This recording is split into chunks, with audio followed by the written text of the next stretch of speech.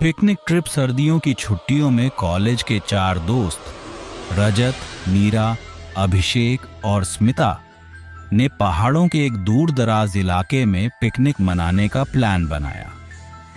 उस जगह के बारे में कहा जाता था कि वहां की झील के पास रात को अजीब घटनाएं होती हैं।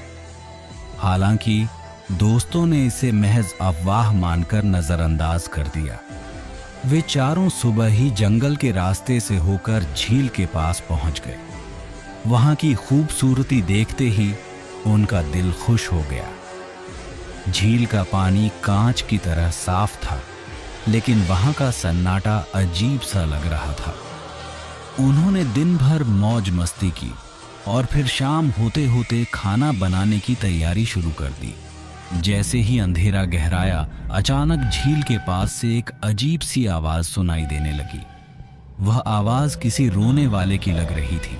सबने इसे हवा का असर समझकर अनदेखा किया, लेकिन थोड़ी देर बाद नीरा अचानक चिल्लाई, कौन है वहां? सब उसकी ओर भागे तो देखा कि झील के पास एक सफेद साड़ी में एक औरत खड़ी थी। औरत ने बिना कुछ बोले अपनी उंगली से झील की ओर इशारा किया।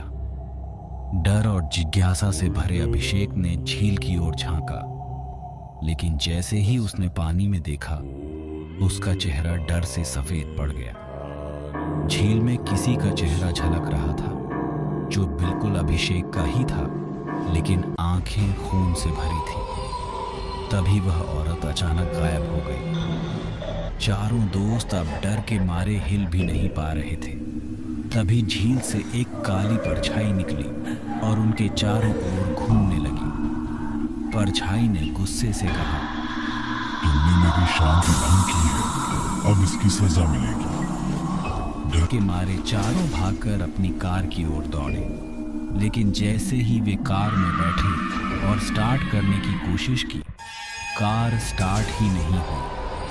झील से वह परछाई तेजी से उनकी ओर बढ़ रही थी। आखिरी क्षण में रजत ने हिम्मत जुटाकर एक माचिस जलाई और लकड़ी से बनी छोटी झोपड़ी को आग लगा दी, जो वहीं पास में थी। आग की रोशनी फैलते ही परछाई गायब हो गई। चारों ने समझा कि रोशनी ही उसका दुश्मन थी।